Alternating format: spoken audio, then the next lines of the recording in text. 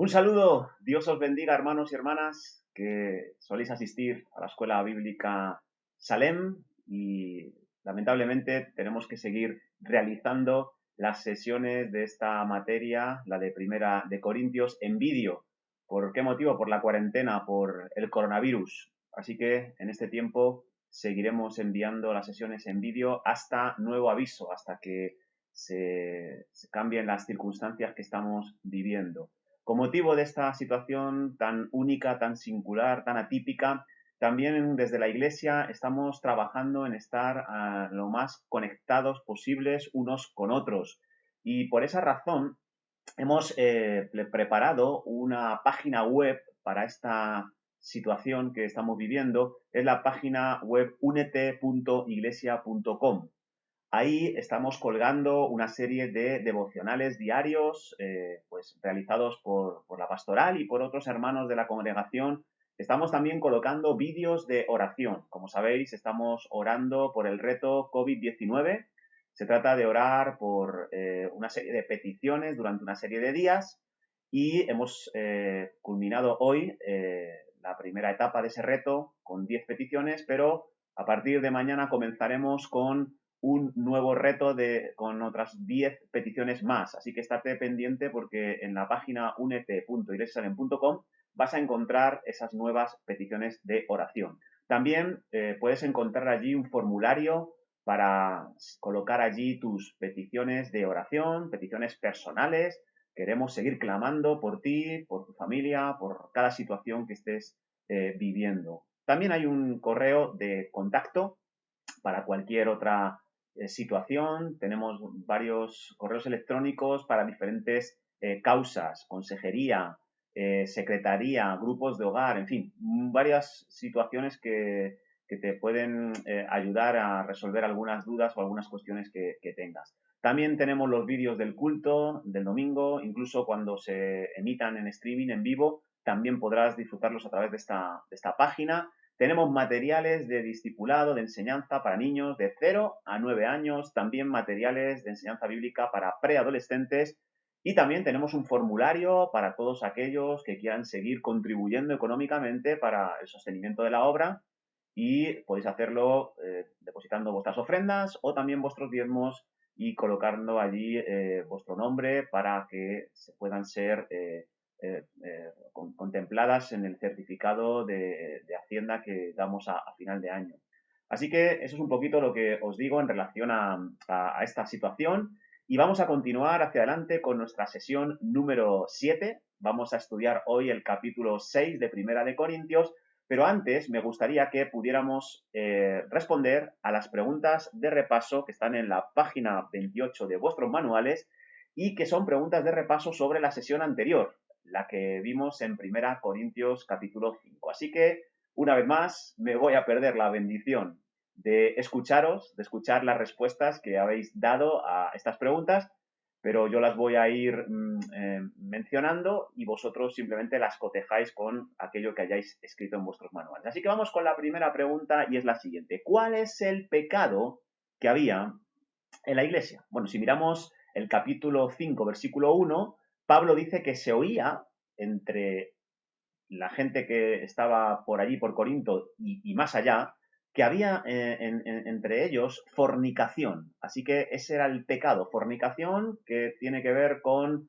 una inmoralidad sexual. ¿De qué tipo? Pues dice que alguno tenía a la mujer de su padre. Alguno tenía una relación de intimidad, una relación estable, duradera, con la que había sido la mujer de su padre. Así que era una inmoralidad sexual del tipo incesto.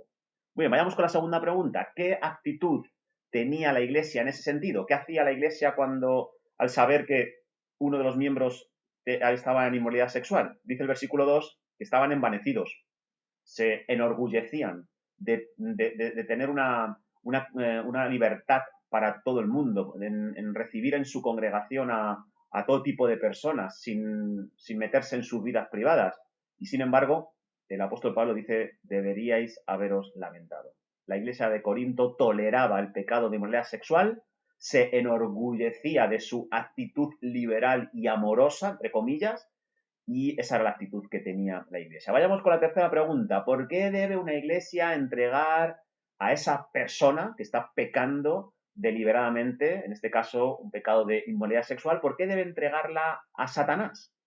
Versículo 5 lo dice, el tal sea entregado a Satanás para la destrucción de la carne. ¿Para qué? Para que sea tratada su carne, su naturaleza pecaminosa, a fin de que el espíritu sea salvo en el día del Señor Jesús. Es decir, ¿por qué tiene que ser tratado un pecador que se dice creyente pero hace lo que quiere? Por su propio bien, por su propio beneficio, es decir, por el beneficio del pecador, del descarriado. Vayamos con la pregunta número 4. ¿Qué significa esto en términos prácticos? ¿Qué significa eso de el tal se ha entregado a Satanás? Ya dijimos que no significa que debemos de condenar al infierno a aquel que está pecando deliberadamente. Esa no es nuestra función, no es nuestra labor, no es nuestra misión, condenar a nadie.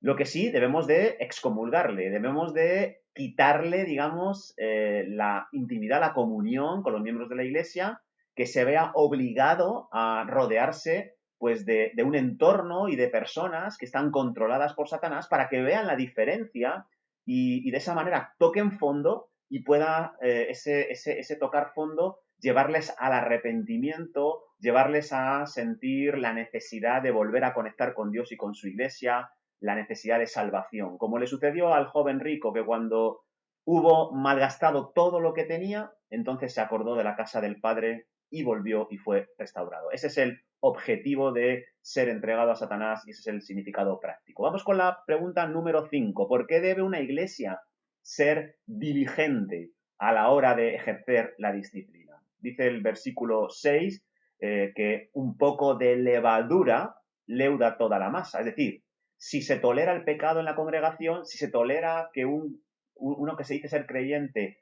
peque a sus anchas en la congregación, pues va a contagiar a otros miembros de la congregación. Así como la levadura contagia a la masa y la empieza a influenciar poco a poco, progresivamente, así también un miembro que vive deliberadamente en pecado va a contagiar a toda la iglesia. Punto número 6, pregunta número 6, ¿quién es la Pascua para los cristianos? En el versículo 7 dice que nuestra Pascua es Cristo, es decir, así como el Cordero de Éxodo era sacrificado y su sangre servía para cubrir los pecados de Israel, para llevarles a una nueva vida, a vivir de manera diferente, nuestro Cordero, nuestra Pascua es Cristo. Cristo muere por nosotros, derrama su sangre para cubrir nuestros pecados, para tratar con nuestros pecados, para tratar con nuestra naturaleza caída y para hacernos diferentes a los no creyentes, diferentes al mundo. Así que Cristo es nuestra Pascua y muere para que no vivamos conforme al mundo. Y eso es algo que tenemos que tener claro los creyentes y eso es algo que no tenían claro los creyentes de Corinto. Vamos con la séptima pregunta. ¿Hacia quiénes debe aplicar la disciplina la Iglesia? Versículo 11 nos dice que la Iglesia tiene que practicar la disciplina hacia aquellos que llamándose hermanos pues practican pecados como la fornicación, la avaricia, la idolatría, la murmuración, la borrachera, el robo. Dice, con tales, ni aún comáis, dice el versículo 11. Última pregunta de estas preguntas de repaso. ¿Quién tiene la responsabilidad de juzgar a los no creyentes? A los no creyentes no los juzga la Iglesia. A los no creyentes, dice el versículo 13, los juzgará Dios a su tiempo. Así que nuestra función es quitar a ese perverso, dice Pablo, disciplinar a los creyentes y dejar que Dios trate con los no creyentes. Así que eso es un poco las respuestas a estas preguntas relacionadas con el capítulo 5. Pero seguimos avanzando y recordamos el bosquejo que nos está guiando en este estudio de Primera de Corintios. Tenemos dos secciones en este estudio. La primera tiene que ver con los primeros 6 capítulos. Y en esos 6 capítulos Pablo está corrigiendo algunas deficiencias que había en el seno de la iglesia de Corinto. Hemos visto ya algunas de esas deficiencias. Hoy vamos a concluir con esa primera sección de la carta de Pablo a los Corintios. Y la segunda sección la veremos a partir de la semana que viene. Tiene que ver con una serie de palabras de instrucción que vienen en forma de respuesta a una serie de preguntas que los corintios le hicieron a Pablo por carta. Así que ahí vemos unas cuantas cuestiones que va a tratar a partir del capítulo 7 y hasta el final de la epístola, hasta el capítulo 16, Pablo. Así que eso es lo que estaremos viendo y por ahí es por donde vamos. Así que continuemos y recordemos que la semana pasada estuvimos viendo en el capítulo 5 el concepto de la disciplina en la iglesia. Dijimos que la iglesia de Corinto no solo era una iglesia dividida por causa de la impresión que cada uno tenía sobre los diferentes líderes que habían pasado por la congregación de Corinto, sino que también era una iglesia en pecado. Había pecado en la iglesia, había pecado de inmoralidad sexual, pecado que incluso no era aceptado por los no creyentes de Corintio, y lamentablemente todos lo sabían, pero nadie quería hacer nada al respecto. Lo toleraban y nadie se atrevía a confrontar, a disciplinar a esa persona que se había descarriado. Nadie es perfecto, dijimos, pero la imperfección humana nunca, jamás debe justificar el pecado. Las iglesias locales, y no solo los líderes, deben practicar la disciplina con los creyentes, con los miembros de su congregación. ¿Y por qué? Bueno, pues vimos también la semana pasada 3 razones que nos daba el apóstol Pablo en ese capítulo 5. Necesitamos practicar la disciplina en la iglesia, en primer lugar, por el bien del pecador. Lo vemos en los primeros 5 versículos. En segundo lugar, por el bien de la iglesia. Lo vimos desde el versículo 6 al versículo 8. Y finalmente, por el bien de los no creyentes, desde el versículo 9 al versículo 13. Así que no debemos sentirnos culpables al aplicar con hermanos la disciplina. Tenemos que tener claro que si tú disciplinas a un creyente porque se ha descarriado, porque está tolerando un pecado en su vida, lo que estás haciendo es mostrarle un amor increíble a él. Así que piensa en la disciplina como un paso necesario para que esta persona que está en el error pueda regresar al buen camino. Así que el hermano que se había descarriado en Corinto fue corregido no solo por Pablo, finalmente los miembros de la congregación y los líderes corrigieron a esta persona y vimos que en 2 de Corintios capítulo 2, este hermano se arrepintió, este hermano aceptó la disciplina y volvió a la iglesia haciendo los ajustes necesarios para su restauración. Así que la disciplina fue efectiva, la disciplina apartó de la muerte a un alma, lo libró de esa muerte y le hizo volver al redil, volver al camino. Así que estas son 3 razones que el apóstol Pablo nos mostraba en el capítulo 5, pero hay una cuarta razón que también queremos mencionar antes de pasar al capítulo 6. Necesitamos aplicar la disciplina en la iglesia, no solo por esas 3 razones que hemos mencionado, sino también porque Dios también disciplina a la iglesia, porque Dios es un ejemplo de practicar la disciplina en la iglesia. Así que Dios disciplina a la iglesia, Dios disciplina a sus hijos, y así nos lo deja ver Hebreos capítulo 12, versículos del 5 al 8. Dice, hijo mío, no menosprecies la disciplina del Señor, ni desmayes cuando eres reprendido por él, porque el Señor, al que ama, disciplina y azota a todo el que recibe por hijo. Así que la disciplina es una señal de que somos sus hijos, es una señal de que nos ama y quiere nuestro bien. Ahora bien, fíjate lo que dice este versículo 8. Si se nos deja sin disciplina, de la cual todos han sido participantes, entonces sois bastardos y no hijos. Así que la disciplina es una demostración de que somos hijos de Dios, de que Dios está interesado en nosotros, que Dios nos ama. Si no hubiera disciplina por parte de Dios, ¿qué sucedería? Pues que sería un indicador, sería una demostración de que no somos sus hijos, de que somos bastardos, que Dios no se interesa por nosotros, pero ese no es el caso. Así que Dios nos disciplina, Dios disciplina a sus hijos, Dios disciplina a la iglesia, pero ¿de qué manera lo hace? ¿De qué manera lo hace? Pues vemos ahí varias formas en las que Dios suele disciplinar a su iglesia, a sus hijos. En primer lugar, disciplina personalmente. Así que Él mismo se muestra dispuesto a venir a nuestras vidas y confrontarnos cuando estamos en el error. Vamos a ver un pasaje que está en Job, capítulo 33, y desde los versículos 14 al 33 nos está hablando de esta disciplina, la disciplina que Dios ejerce sobre los suyos.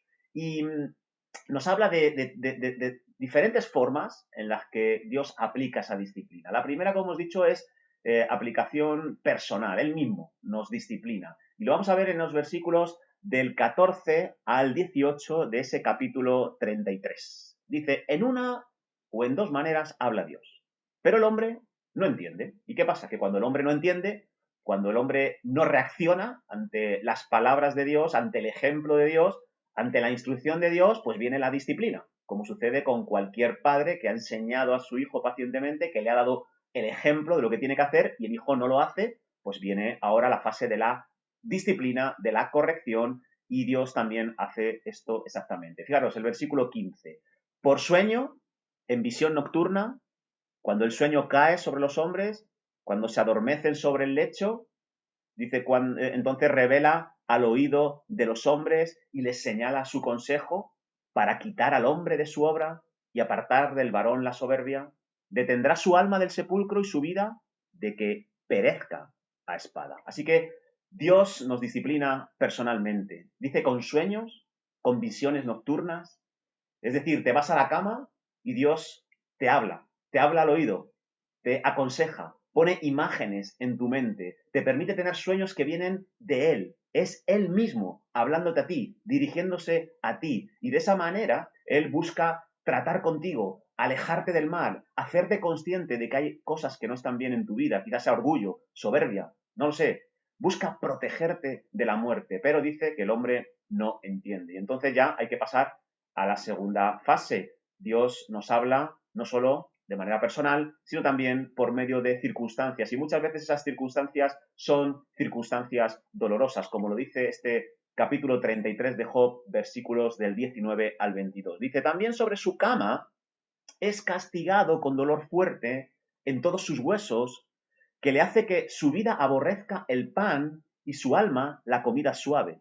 Su carne desfallece de manera que no se ve y sus huesos, que antes no se veían, aparecen. Su alma se acerca al sepulcro y su vida a los que causan la muerte. Bueno, aquí está describiendo otra forma en la que Dios corrige, disciplina a sus hijos y es a través de circunstancias dolorosas. En este caso parece ser está describiendo una enfermedad. Una persona que tenía una extraordinaria salud, de pronto enferma gravemente. ¿Por qué?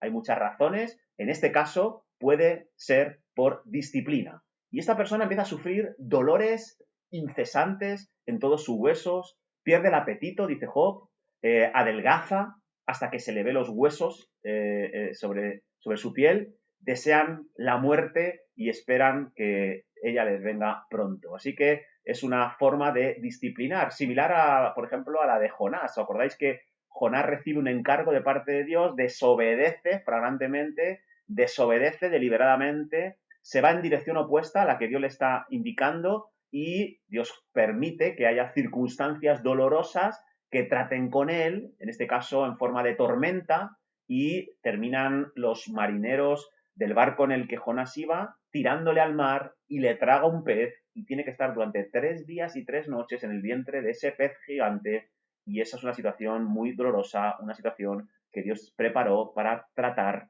con la desobediencia de Jonás. Pero hay una tercera vía que Dios usa para disciplinar a sus hijos, para disciplinar a su iglesia y tiene que ver con usar a otras personas. Lo vemos en el pasaje de Job 33, versículos 23 y 24. Dice, si tuviese cerca de él algún elocuente mediador muy escogido, que anuncia al hombre su deber, que le diga que Dios tuvo de él misericordia, que lo libró de descender al sepulcro, que halló redención. Así que a Job se le recuerda que hay una tercera vía por la que Dios trata con su gente y tiene que ver con las personas. Mensajeros que se acercan a nosotros, que se acercan a los hijos de Dios y les dan un mensaje de parte de Dios para lograr hacer cambiar la dirección, el rumbo del que se ha descarriado. Así que los creyentes que anuncian al hombre su deber, que anuncian a la misericordia de Dios, que anuncian el juicio de Dios a veces sobre los creyentes, son personas que están representando a Dios y que están siendo usados para disciplinar a los creyentes de parte de Dios. Así que de esas maneras Dios suele usar para disciplinarnos, pero ¿por qué razón nos disciplina Dios? Pues nos disciplina simple y llanamente por nuestro bien. La razón que hay detrás de esa disciplina que Dios ejerce es la misma razón por la que la Iglesia tiene que disciplinar a los hermanos que están pecando deliberadamente. Por su bien, para producir cambios positivos en ellos. Si responden a esa disciplina, como respondió el pecador que había en Corintio, pues van a experimentar la misericordia de Dios, van a experimentar una transformación en positivo. Y eso también nos lo deja ver Job en el capítulo 33, versículos del 25 al 28. Dice que si responde ante ese mensajero que Dios le ha enviado, su carne será más tierna que la del niño. Volverá a los días de su juventud. Orará a Dios y éste le amará. Y verá su rostro con júbilo y restaurará al hombre su justicia. Él mira sobre los hombres y el que dijere, pequé, es decir, el que reconoce cuando es confrontado por Dios que se ha equivocado, dice, el que reconozca que pervertió lo recto y el que diga, no me ha aprovechado, Dios redimirá su alma para que no pase al sepulcro y su vida se verá en luz. Así que si responde el que se ha descarriado ante la disciplina de Dios, dice este pasaje que su castigo será quitado, que la relación con Dios será restaurada, orará a Dios y éste le escuchará, volverá a disfrutar de esa intimidad que tenía con Dios y será renovado, no solamente en su cuerpo, sino también en su espíritu. Así que Dios, que es amor, Dios que está lleno de misericordia, pues también en ocasiones trata con nuestra vida, nos hace que toquemos fondo. ¿Para qué? Para librar de la muerte nuestro alma. Quiere evitar el horrible destino que le espera al pecador por su sensatez, por su insensatez, por su pecado, por su rebelión. Y eso es lo que Dios quiere hacer a través de la disciplina. Fíjate lo que dice este pasaje de Job 33, 29. He aquí todas estas cosas hace Dios 2 y 3 veces con el hombre. ¿Para qué? Para apartar su alma del sepulcro y para iluminarlo con la luz de los vivientes. Así que Dios disciplina de varias formas, pero lo hace para producir cambios positivos. También lo dice Hebreos 12:11. Es verdad que ninguna disciplina al presente parece ser causa de gozo, dice, pero sino de tristeza, aunque después da fruto apacible de justicia a los que en ella han sido ejercitados. Ahora, déjame hablarte algo más acerca de la disciplina. Dios ejerce la disciplina, nosotros como iglesia también debemos ejercer la disciplina por el bien del pecador, por el bien de la congregación, por el testimonio que hemos de dar a los no creyentes, pero cuando Dios ejerce su disciplina sobre nosotros de las maneras que hemos visto u otras, déjame decirte que hay al menos 3 tipos de reacción que podemos tener ante la disciplina de Dios. Y solo una de ellas, solo esa reacción puede producir esos cambios positivos de los que estamos hablando. Y 2 de esas reacciones nos van a alejar de Dios y nos van a hacer que experimentemos peores consecuencias. ¿Cuáles son esas 3 formas de reaccionar ante la disciplina de Dios? Estas son las 3. Cuando Dios nos disciplina, podemos menospreciar la disciplina de Dios, podemos desmayar o podemos soportar la disciplina. Esas son. ¿Y dónde salen estas 3 formas de responder a la disciplina de Dios? Salen de este pasaje de Hebreos capítulo 12, desde el versículo 5 al 7. Es un pasaje que habla de la disciplina de Dios y dice lo siguiente: hijo mío, no menosprecies la disciplina del Señor. Así que, en primer lugar, no menosprecies la disciplina del Señor, y eso significa que no la pases por alto, que si Dios te está hablando personalmente a través de sueños, de visiones, si Dios te está enfrentando personalmente a través de la Biblia, a través de un pensamiento que te viene a tu mente, te está diciendo que vas por el mal camino, arrepiéntete, reacciona, no lo menosprecies, no te rebeles, no amputes tu conciencia, como le pasó, por ejemplo, a Acab, el malvado rey de Israel. Una y otra vez escuchó la voz de Dios diciéndole, vas por mal camino, arrepiéntete, da un giro de 180 grados y Acab desoyó constantemente, menospreció lo que Dios le decía a través de diferentes medios, a través de diferentes cauces. Le pasó lo mismo a Faraón. 10 plagas no fueron suficientes para que su corazón endurecido se volviera sensible a lo que Dios le estaba diciendo. Ahora bien, Hay una segunda manera en la que podemos responder ante la disciplina de Dios y aparece a continuación. Dice, ni desmayes cuando eres reprendido por Él, porque el Señor al que ama disciplina y azota todo el que recibe por hijo. Así que esa es una segunda reacción, la de desmayar, y eso tiene que ver con desanimarnos, con venirnos abajo por el trato que Dios nos está dispensando ante nuestros errores. Y eso le pasó a Judas. Judas Iscariote fue confrontado por Jesús en varias ocasiones por causa de su pecado. Y Judas, en vez de reaccionar positivamente ante la disciplina de Jesús, se desanimó, se desmayó, se enfadó con Jesús y en la última ocasión en la que le confrontó, en la última cena, en el aposento alto, pues ¿qué sucedió? Que Judas salió de allí antes de terminar la cena y acordó el precio con los del Sanedrín por entregar a Jesús. Así que a veces la disciplina del Señor nos lleva a desanimarnos, a refunfuñarnos contra Dios, contra la vida, y esa no es una buena reacción. ¿Cuál es la mejor reacción que debemos de tener cuando Dios nos disciplina? La tercera que aparece en el versículo 7. Si soportáis la disciplina, Dios os trata como a hijos, porque ¿qué hijo es aquel a quien el Padre no disciplina? Así que esa es la tercera reacción y es la mejor, soportarla. Permitir que Dios trate con nosotros, permitir que Dios nos corrija, no rebelarnos.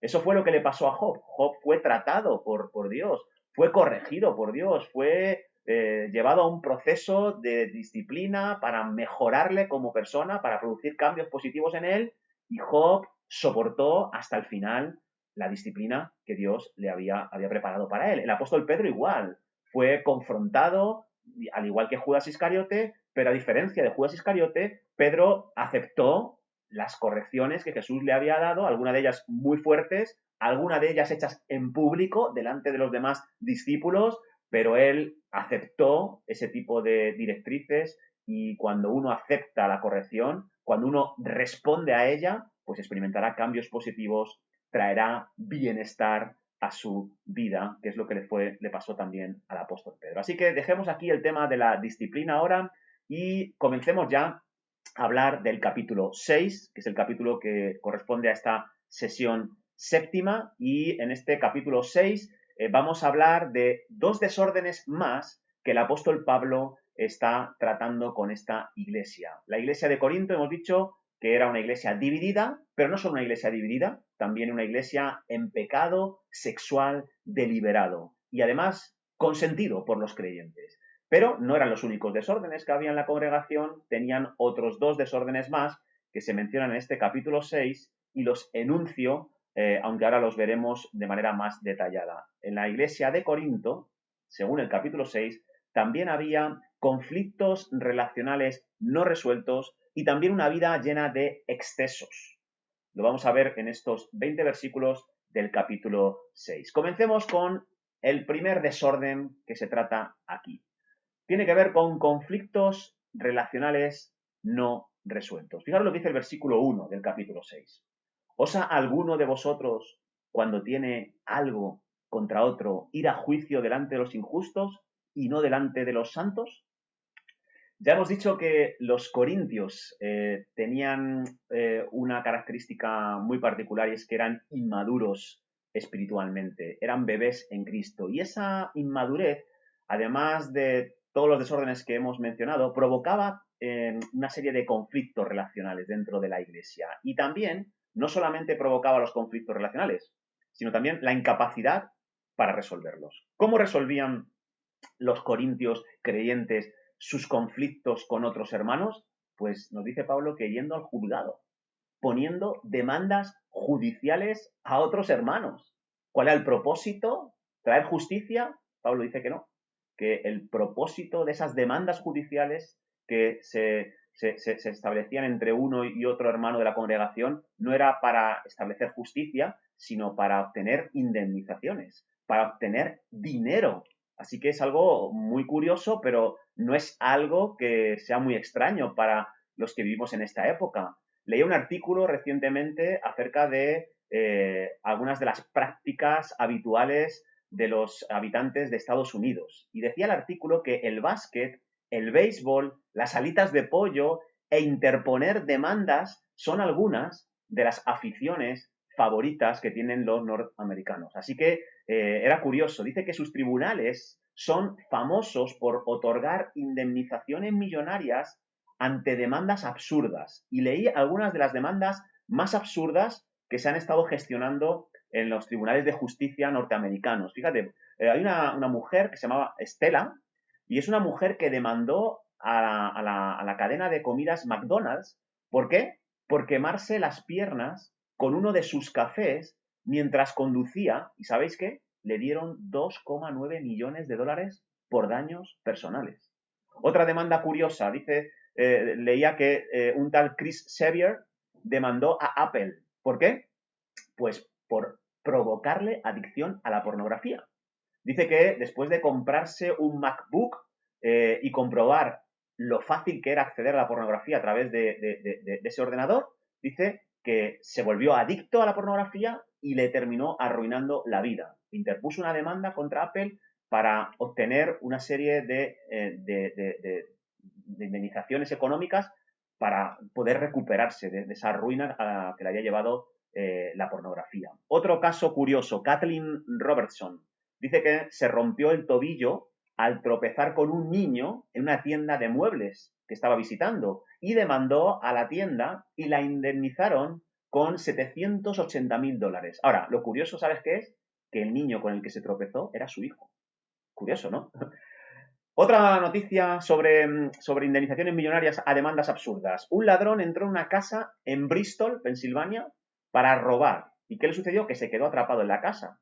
La familia propietaria de la vivienda se encontraba de vacaciones y el ladrón estuvo allí 8 días teniendo que ser alimentado con las pocas cosas que había. Incluso dice que tomó comida para perro que tenían allí almacenada. Una vez librado, el ladrón, ¿qué hizo?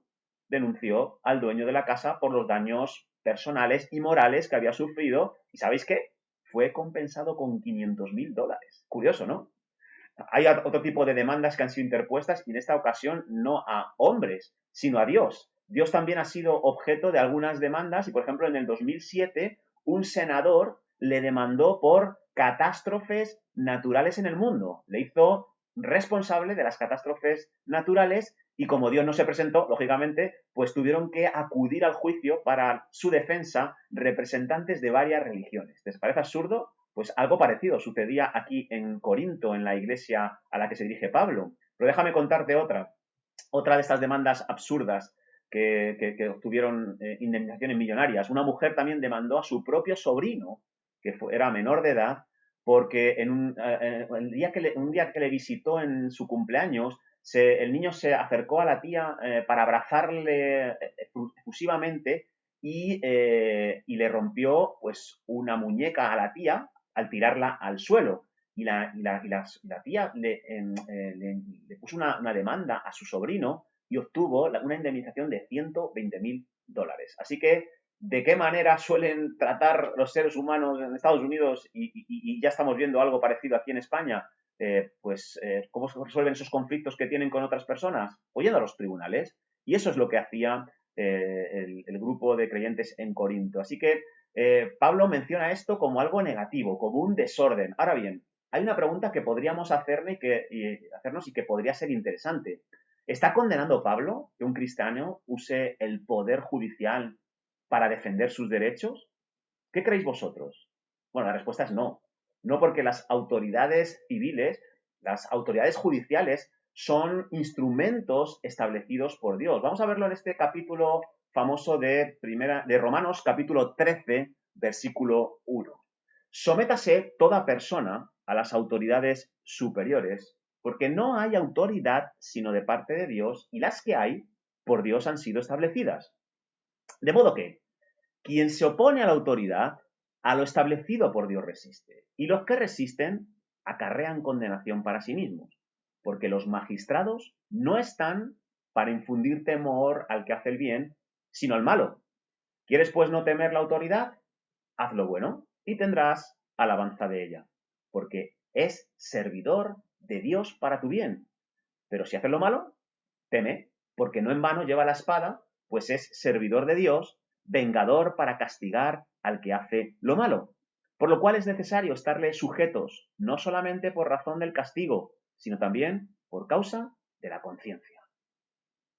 Como veis, el apóstol Pablo no condena el que en ciertos momentos podamos acudir a los magistrados, a los jueces. Dice Pablo en este pasaje que acabamos de leer que son siervos, son agentes de Dios que están puestos ahí por nuestro bien. Debemos, por lo tanto, someternos a ellos en lo que se ajuste a las Escrituras, a la palabra de Dios, y hay ciertos asuntos incluso que tienen que ser llevados a los jueces. Hay ciertos asuntos que están dentro del marco de la legalidad de un país, que son delito, que no los podemos tratar nosotros en la Iglesia al margen de la ley. Hay temas relacionados con el maltrato de género, con la violencia de género, que deben ser dispuestos en manos de la justicia. Hay ciertos tipos de abusos, cierto tipo de fraudes que tienen que llevarse a los tribunales humanos. Así que Pablo condena el hecho de ir a un juez para resolver conflictos relacionales entre cristianos, pero no condena el hecho de ir a un juez para otro tipo de delitos que están tipificados en la ley de los diferentes países. Así que Dios nos ha dado, dice Pablo, la capacidad y el mandato de resolver conflictos relacionales. Fijaros lo que dice este pasaje. ¿No sabéis que los santos han de juzgar al mundo? Y si el mundo ha de ser juzgado por vosotros, ¿sois indignos de juzgar cosas muy pequeñas? Las cosas muy pequeñas tienen que ver con los conflictos relacionales que toda persona tiene en el seno de una iglesia o en el seno de una relación matrimonial o en el seno de una relación de padres a hijos. Bueno, esos son los problemas que debemos de tratar los cristianos sin involucrar a la ley, a los jueces en ellos, ¿no? Sigue diciendo, ¿o no sabéis que hemos de juzgar a los ángeles? ¿Cuánto más las cosas de esta vida, las cosas pequeñas, las cosas cotidianas? Así que fíjate lo que dice este versículo, que la iglesia va a juzgar al mundo.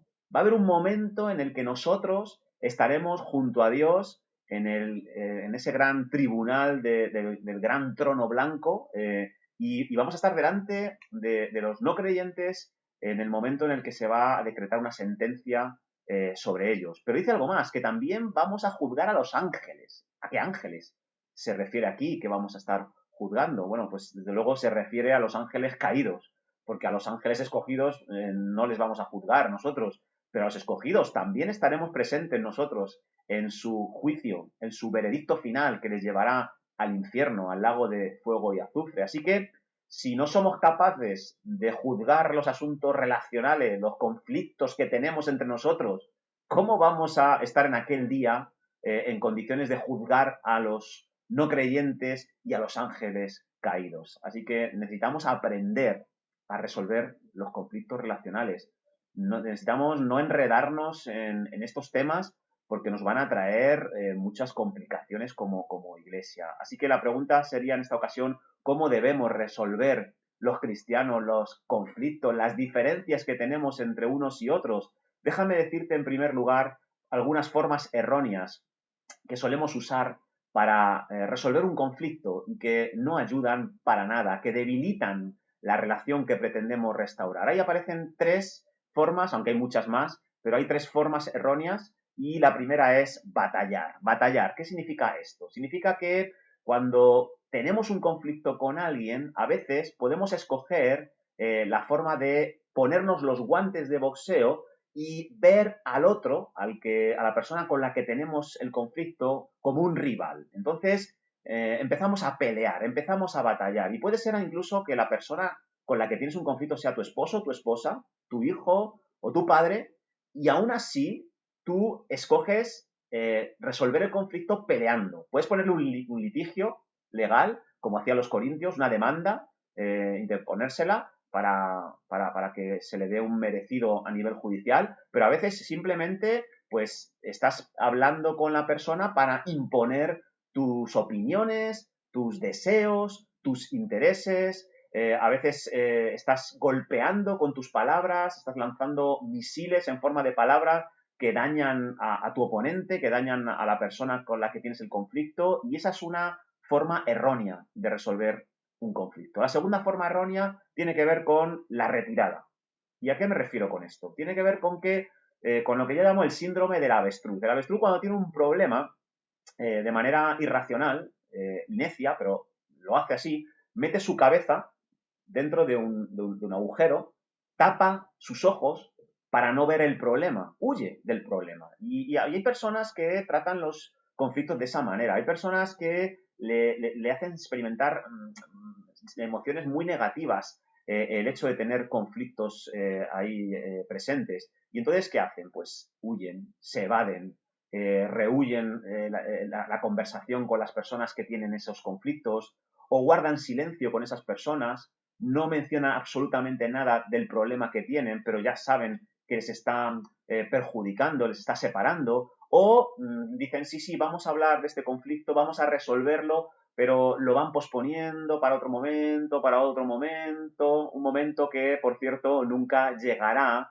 y al final ese conflicto está ahí, latente, está muy presente en la relación, pero como no se trata, pues les está alejando e incluso en algún momento puede explotar ese conflicto y terminar yéndoles a ambos. Ahora, hay una tercera forma errónea de resolver un conflicto y tiene que ver con ceder. Ceder. Hay personas que, como no quieren problemas también, pues en vez de huir, asumen toda la culpa, son lo que se llama los chivos expiatorios, los que asumen siempre toda la responsabilidad, pues sí, pues ha sido mi culpa el conflicto. La verdad que te pido perdón, no tienen ningún problema en pedir perdón, no quieren pelear, no quieren huir tampoco, van a hablar del tema, pero asumen ellos toda la responsabilidad de ese conflicto. Se hacen los culpables, ¿vale? Y eso es algo que tampoco es adecuado, no es saludable, porque en un conflicto todas las partes tienen que asumir sus responsabilidades. Si solo asume una parte de los implicados en el conflicto la responsabilidad, ese conflicto no se va a resolver de manera adecuada, ¿vale? Así que esas son formas erróneas, pero vayamos a las formas correctas de resolver un conflicto. Hay tres formas que yo especifico aquí, aunque hay muchas más. La primera tiene que ver con ser proactivo, con la proactividad. ¿Qué significa eso? Pues que cuando yo me doy cuenta de que hay un conflicto con otro hermano, cuando hay un conflicto con una persona de mi entorno relacional, yo, independientemente de que sea el ofensor o el ofendido, voy a mostrar una voluntad y una disposición de hacer lo que sea para resolver ese conflicto. Voy a tomar la iniciativa, voy a ser el primero que tome la decisión de hablar con esta persona. No voy a murmurar, no voy a hablar mal de esa persona con la que estoy teniendo el conflicto a sus espaldas. No, voy a hablar y voy a ser capaz de reconocer mis errores, también de hablar de lo que me ha herido, de lo que me ha dañado, de lo que no me ha gustado. Voy a gestionar bien cuando hable mis emociones negativas, especialmente la ira, porque cuando hay un conflicto, cuando hay una herida, normalmente la ira es una emoción que hace aparición y si la ira se manifiesta de una manera inadecuada, pues vamos a sufrir también consecuencias muy inconvenientes, ¿no? Y entonces yo tomo la iniciativa de hablar, tomo la iniciativa de resolver. Nadie me tiene que decir, oye, que hay un conflicto, que hay que resolverlo. No, no, yo voy a ir para allá y voy a ir sin alimentar pues un sentimiento de venganza, de rencor. Voy a ir no pensando mal de la persona con la que tengo el conflicto, voy a ir pensando lo mejor y de una manera también constructiva. Ahora, hay una segunda forma correcta de resolver el conflicto y tiene que ver con buscar un momento de calma, buscar el mejor momento para tomar la iniciativa de responder a la persona que me ha herido para intentar resolver ese conflicto. No siempre es conveniente eh, arreglar el conflicto de manera inmediata. Hay veces que estamos muy calientes porque nos han hecho daño, porque el conflicto realmente ha sido difícil y entonces lo que tenemos que hacer antes de hablar, antes de resolver, es buscar calmar las aguas de nuestro alma. Necesitamos, estar tranquilos, estar reposados, porque si no, cuando hablemos, pues va a ser muy fácil que mostremos nuestro malestar a la persona con la que hemos tenido el conflicto y lo vamos a mostrar de una manera inadecuada. Así que yo tengo que hablar, yo tengo que confrontar al que me ha herido, yo tengo que resolver los conflictos, pero tengo que hacerlo en amor. No puedo ir en el fragor de la ira. tengo que ir lo más calmado, lo más manso posible y para eso necesito dar tiempo y buscar el mejor momento, ¿vale? Así que debemos de resistir los pensamientos y las palabras que pueden empeorar la situación. Debemos decir y hacer lo correcto, no lo que deseamos, sentimos, y para eso necesitamos ir en calma. Pero hay una tercera forma correcta de resolver un conflicto y tiene que ver con pedir ayuda a terceros, solicitar ayuda a otros. A veces uno pone lo mejor de sí a la hora de resolver los conflictos, uno busca en lo que depende de uno resolver el conflicto y estar en paz con todos, pero a veces no es posible.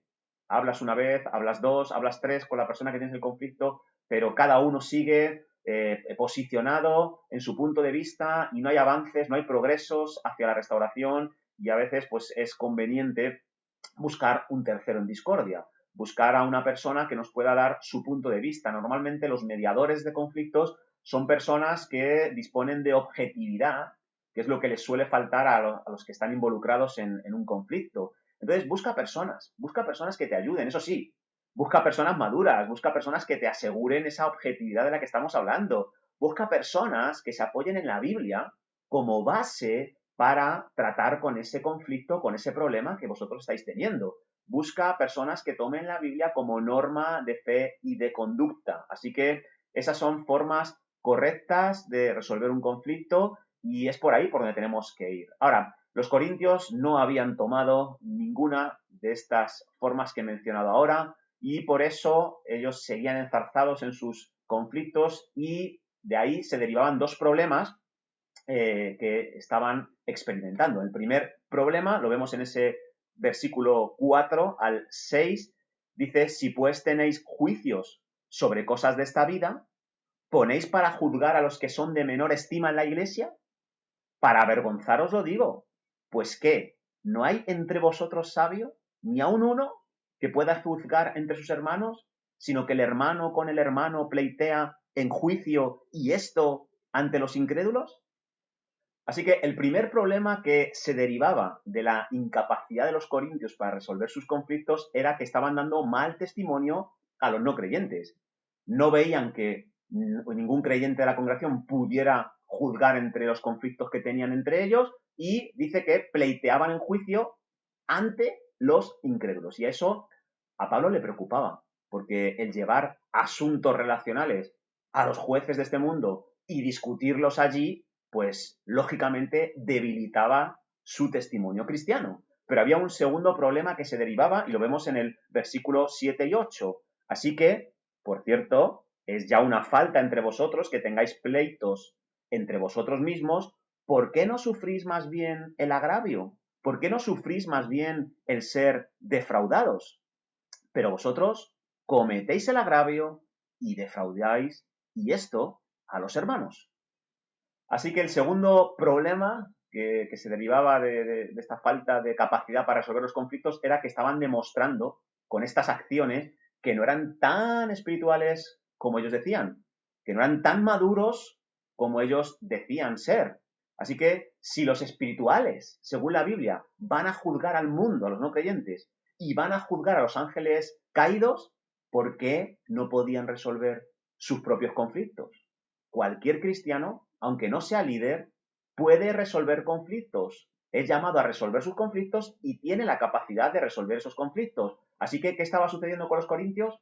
Estaban desobedeciendo la palabra de Dios en cuanto a cómo responder ante el agravio que te hace un hermano. Así que ellos no respondían adecuadamente al agravio de los demás y cometían otro agravio a los hermanos. Así que no estaban tratando las cosas de la manera en la que Jesús lo había mencionado. Fijaros en este pasaje de Mateo capítulo 5, versículo 38. Oísteis que fue dicho, ojo por ojo y diente por diente. Pero yo os digo, no resistáis al que es malo.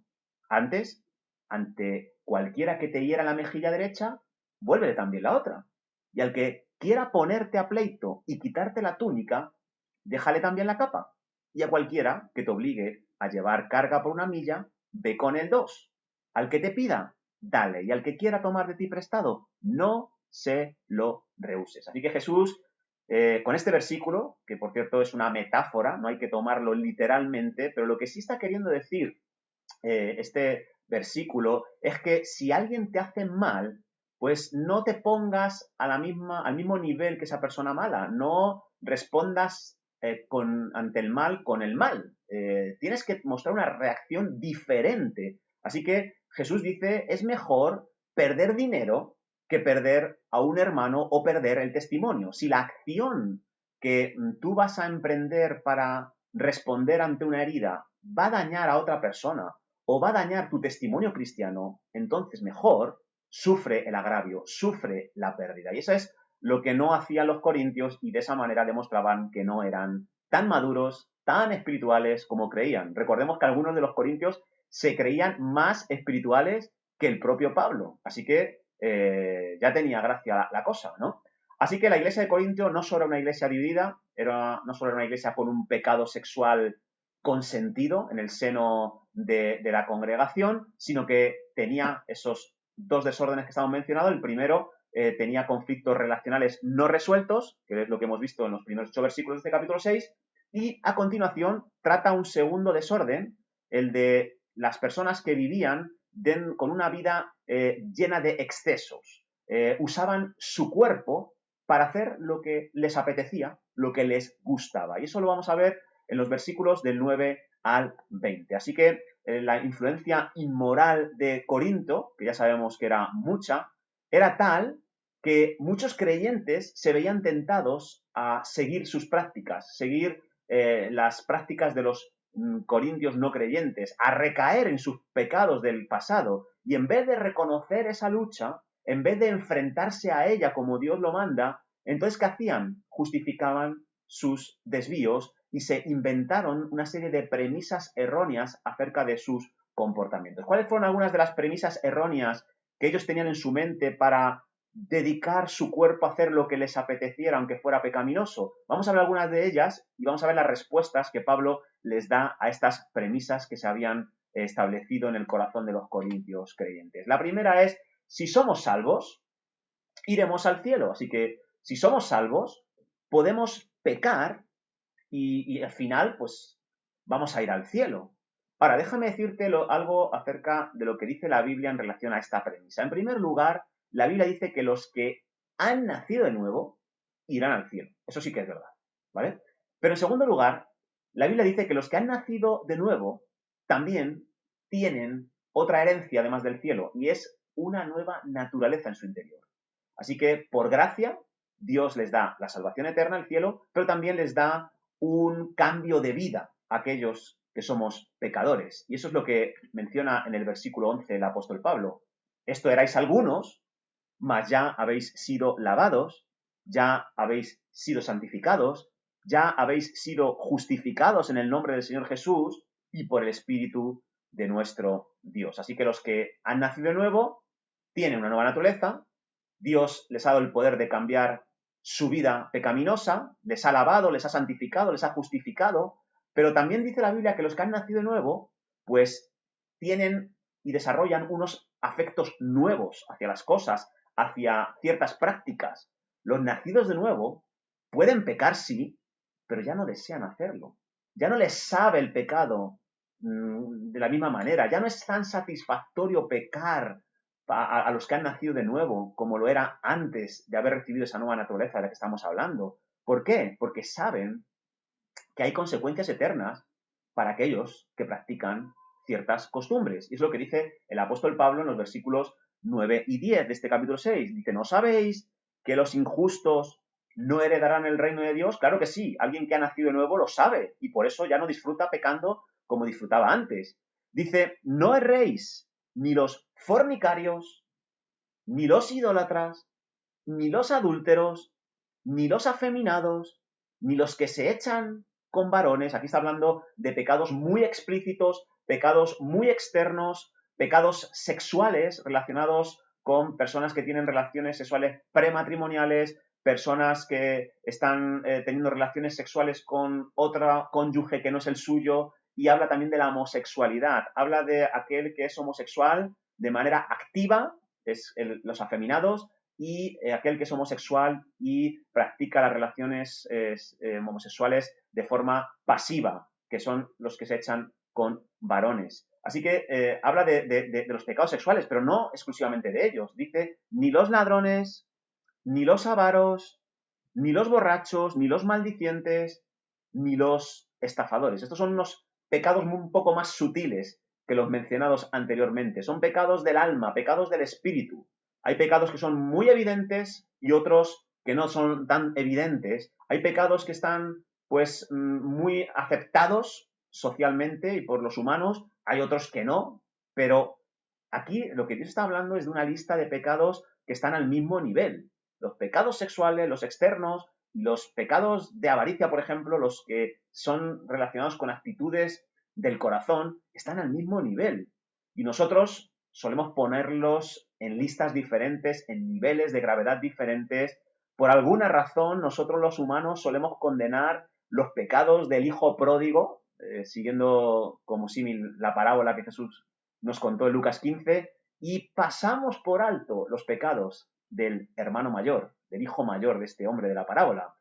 Pero la Biblia no minimiza el pecado de uno o de otro. Demuestra más bien que aquel que ha nacido de nuevo ya no siente lo mismo por ninguno de estos pecados. Si alguno que dice ser creyente minimiza el pecado, puede ser una demostración de que no ha nacido de nuevo. Porque el que ha nacido de nuevo sabe, como dice el versículo 9, que los injustos no heredarán el reino de Dios. Pero en Corinto se justificaba el libertinaje sexual. Ellos decían, pues es que es una necesidad física normal, es que es algo del cuerpo, es algo que viene inherente en la materia. Y además, si practicas relaciones sexuales promiscuas, pues se queda en el cuerpo, tampoco tiene por qué afectar al espíritu. A mí no me va a afectar en mi relación espiritual con Dios, decían los corintios. Y algunos corintios seguían visitando el templo de Afrodita, que como sabéis estaba lleno de sacerdotisas, que más bien eran prostitutas, y ellos seguían practicando ese estilo de vida del pasado, sin ningún tipo de rubor. Ahora, hay otra pregunta, otra premisa que tenían en mente los creyentes de Corintio. La primera era, si somos salvos, pues aunque pequemos iremos al cielo. Pero la segunda premisa era, no fuimos librados de la ley. Oye, que nosotros hemos sido libertos en Cristo y ya no tenemos que vivir bajo leyes. Ya no tenemos que seguir la tiranía de las leyes, ni humanas, ni las leyes del Antiguo Testamento. Así que todas las cosas me son lícitas, decían. Y el apóstol Pablo le dice en el versículo 12, sí, todas las cosas te son lícitas, pero no todas te convienen. Todas las cosas te son lícitas, pero no debes dejarte dominar por ninguna de ellas. Así que Pablo le responde a esta segunda premisa de que efectivamente no somos salvos por guardar la ley del Antiguo Testamento, ni tampoco las leyes de una nación, pero lo que sí tenemos que tener claro es que no somos libres tampoco para pecar. Libertad no es libertinaje, dice el apóstol Pablo. Libertinaje tiene que ver con tener una libertad abusiva, extrema, que termina dañando a otras personas o a uno mismo.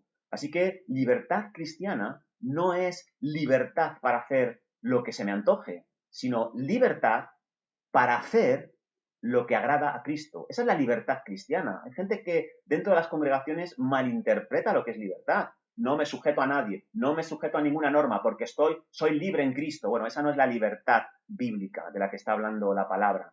La libertad cristiana es libertad para poder decir sí a Dios, para poder hacer lo que Él me está pidiendo. No hemos sido libertados para entrar en otra clase de esclavitud distinta o para volver a la esclavitud de la carne. Así que esa segunda premisa también fue derribada por Pablo en estos versículos. Pero hay una tercera premisa que usaban los corintios para justificar sus pecados, para justificar lo que hacían con sus cuerpos. Y es la siguiente: ¿no puedo hacer con mi cuerpo lo que quiera?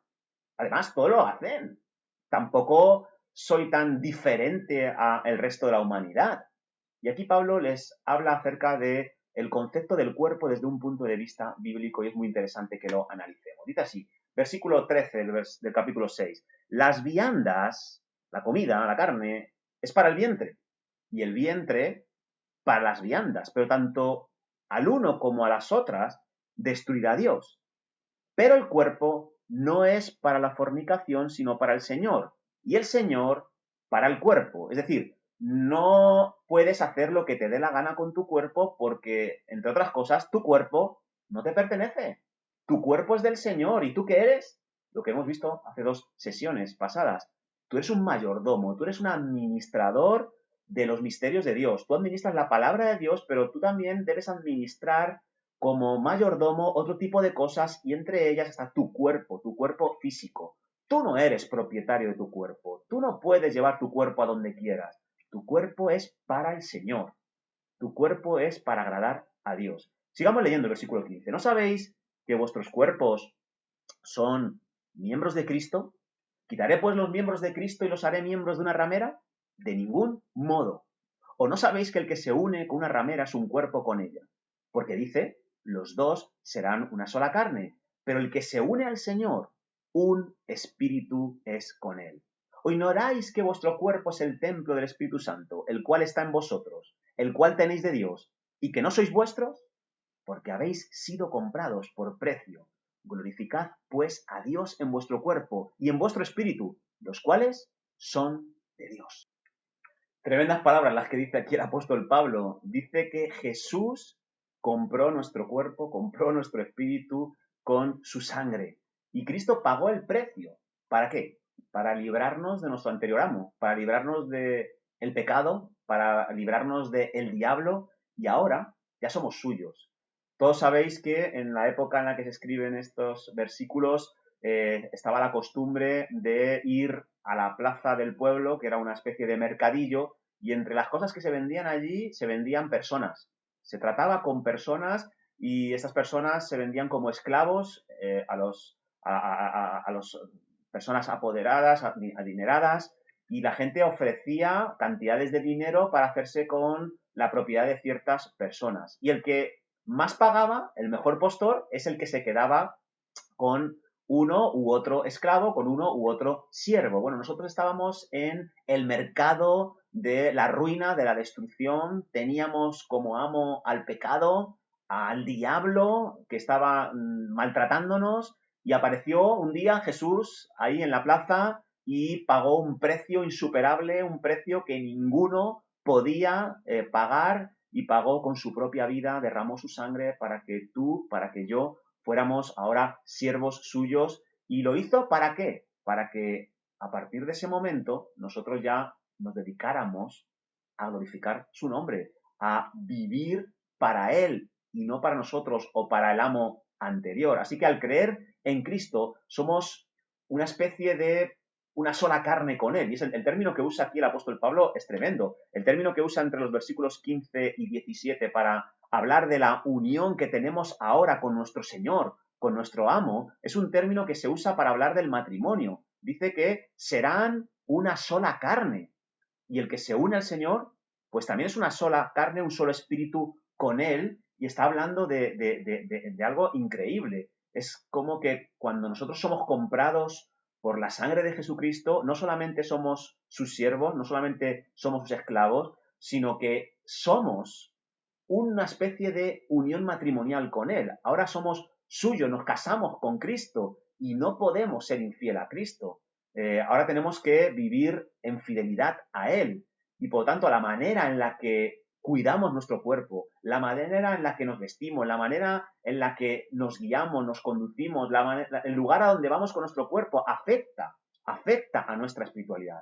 Si con nuestro cuerpo hacemos algo que va en contra del pacto que hemos hecho con Jesús, pues nuestra relación con Dios se va a ver resentida. Y eso es lo que mucha gente no entendía en Corinto. Lo que yo hago con el cuerpo, en el cuerpo se queda. Y sin embargo, la Biblia dice que no, que el cuerpo no es tuyo, el cuerpo es del Señor. Si vives en pecado, pues Dios te juzgará en un futuro, Dios destruirá ese templo, pero déjame decirte algo, en el presente tu relación con Dios se va a arruinar. Y dentro del contexto del que está hablando, las relaciones sexuales sin un orden, fuera del marco del matrimonio, los corintios decían que era algo físico, pero Pablo está diciendo todo lo contrario. No, el sexo no es solo algo físico. El sexo involucra el alma, involucra el espíritu. El sexo fuera del orden de Dios, el sexo fuera del matrimonio, va a debilitar no solo tu relación con el Señor, sino también las relaciones que tengas con tu esposa, con tu esposo, e incluso las relaciones futuras con las mujeres, con los hombres.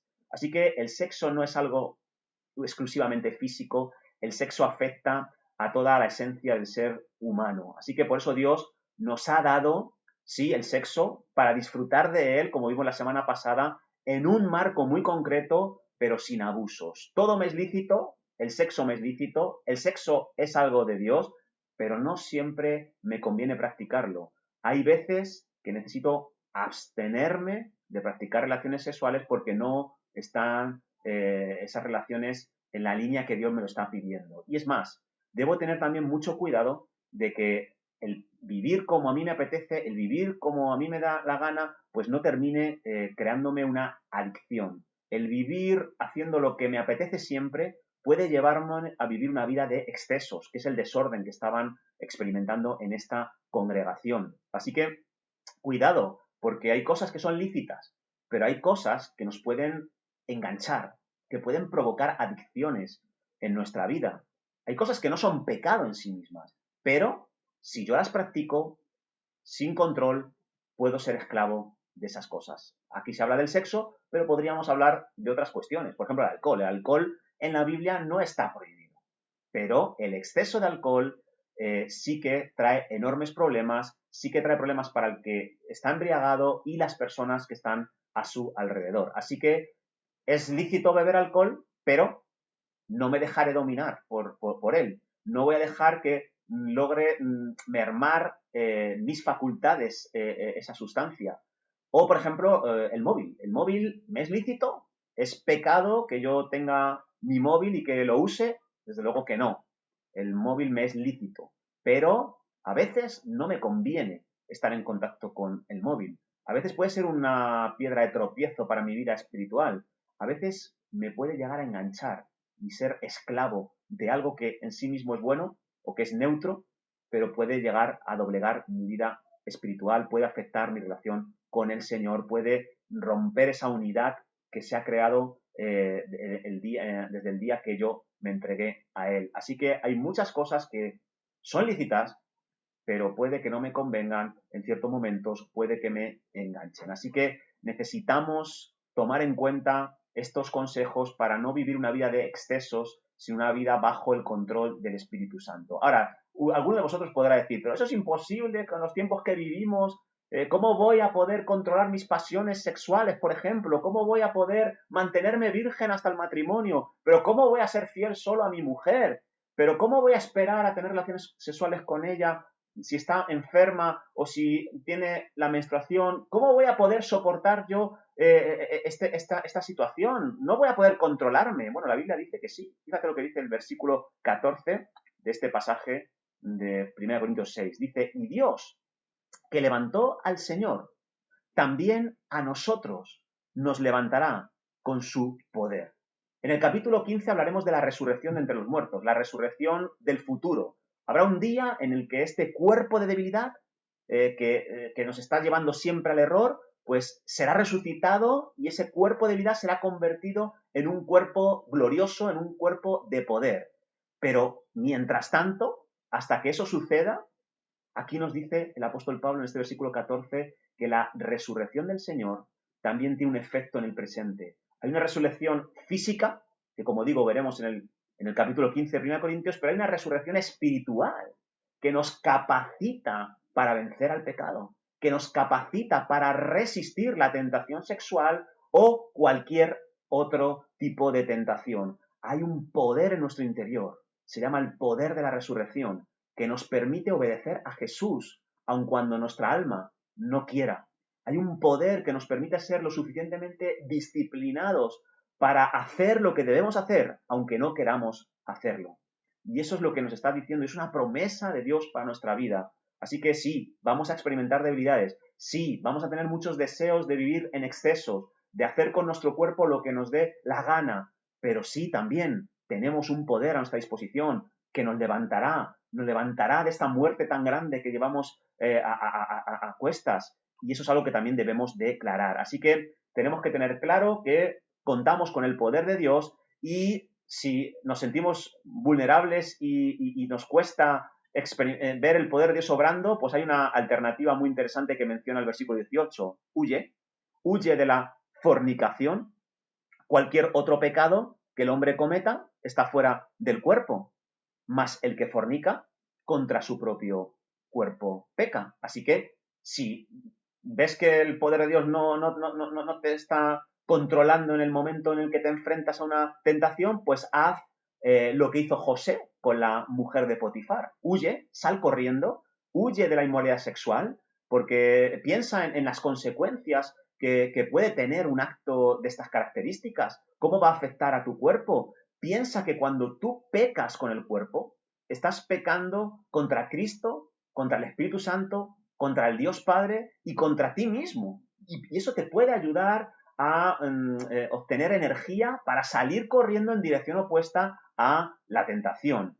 Hemos dicho que cuando uno peca en el cuerpo, está pecando contra el Padre, contra el Hijo y contra el Espíritu Santo. Y me quiero explicar, ¿cómo es posible esto? Bueno, cuando uno peca contra su cuerpo, cuando uno daña su cuerpo con sus acciones, está pecando o está errando en contra de lo que Dios el Padre ha hecho. ¿Qué hizo el Padre con nosotros? Nos dio un cuerpo, nos formó desde el vientre de nuestra madre, puso tejidos, puso células, las unió, creó este cuerpo que vemos, ¿no? ¿El Hijo qué hizo? El Hijo compró nuestro cuerpo con su sangre, hizo suyo nuestro cuerpo, y por eso somos llamados nosotros el cuerpo de Cristo, por la obra que el Hijo hizo en la cruz por nosotros. ¿Y el Espíritu Santo qué ha hecho con el cuerpo? Pues lo hemos leído también. El cuerpo ahora es la casa del Espíritu Santo. Es el templo del Dios viviente en el cual mora el Espíritu de Dios. Así que si dañamos nuestro cuerpo, estamos dañando la casa del Espíritu Santo. Estamos dañando la creación del Dios Padre y estamos dañando la posesión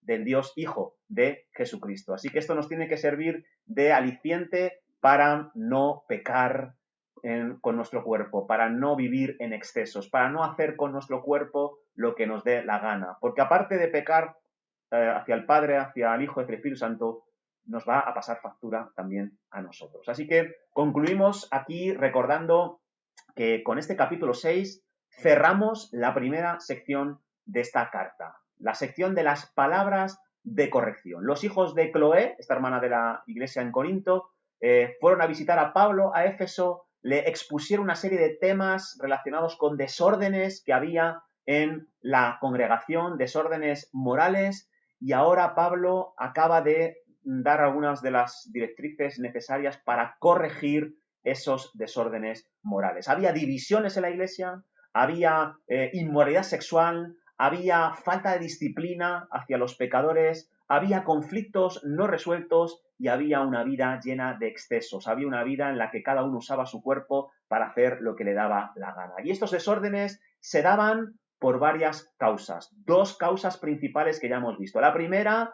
la confusión de identidad que los corintios tenían. Ellos no estaban viviendo conforme a su identidad. Eran hijos de Dios, pero vivían como los hijos del diablo. Eran creyentes, eran santos, pero ellos vivían como los no creyentes, vivían en pecado. Y esa falta de identidad, esa confusión en su identidad, fue producida por su inmadurez espiritual. Ellos eran carnales, eran bebés en Cristo, necesitaban todavía ayuda, necesitaban el apoyo de los adultos espirituales, pero ellos vivían como si fueran adultos y por eso cometían tantos desvaríos. Así que el apóstol Pablo nos dice, ¿no sabéis que los injustos no heredarán el reino de Dios? No erréis, ni los ladrones, ni los avaros, ni los borrachos, ni los maldicientes, ni los estafadores heredarán el reino de Dios. Así que en dos ocasiones nos dice que los que practican este tipo de pecados no heredarán el reino de Dios. Por eso Pablo está corrigiéndoles, porque es mortalmente serio lo que ellos están viviendo. Y en este capítulo 6, como digo, hemos visto este tipo de desórdenes que ellos practicaban y Pablo nos recuerda que un creyente pues, puede caer en estos pecados que hemos mencionado. y puede ser perdonado, tal como le sucedió a David. Pero ningún creyente va a practicar deliberadamente estos pecados que menciona Pablo en la lista. Ningún creyente va a pecar de esta manera y estar tranquilo, con su conciencia tranquila. Fíjate lo que dice este pasaje, y con esto termino. Primera de Juan, capítulo 3, versículos del 4 al 10. Todo aquel que comete pecado infringe también la ley. Pues el pecado es infracción de la ley. Y sabéis que Él, Jesucristo, apareció ¿para qué? Para quitar nuestros pecados. Y dice que no hay pecado en Él. Todo aquel que permanece en Él, que está unido, que es una sola carne, un solo espíritu con Él, ¿qué dice? No peca. Todo aquel que peca no le ha visto, ni le ha conocido. Hijitos, nadie os engañe. El que hace justicia es justo, como Él es justo. Los corintios estaban envanecidos, estaban engañados, creían que eran justos, que eran súper espirituales. Sin embargo, estaban permaneciendo en el pecado, estaban pecando. Y Juan, al igual que Pablo, nos dice lo siguiente: si pecas, no le has visto. Si pecas de esta manera deliberada, no le has conocido. Sigamos leyendo. Dice, el que practica el pecado es del diablo, porque el diablo peca desde el principio. Pero para esto apareció el Hijo de Dios, para deshacer las obras del diablo. Esa es la libertad que Cristo nos dio en la cruz. La libertad de tener que vivir siguiendo los dictámenes del diablo, siguiendo los dictámenes de nuestra naturaleza caída. La libertad de Cristo es una libertad para obedecer a Jesús, obedecer a Dios.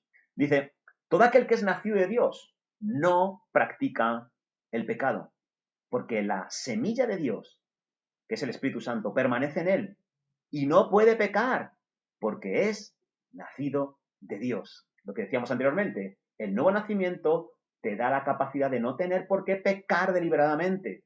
Te da la capacidad de no disfrutar de ese pecado que habitualmente tú cometías. Cambia tus afectos. Termina diciendo, en esto se manifiestan los hijos de Dios y los hijos del pecado, del diablo.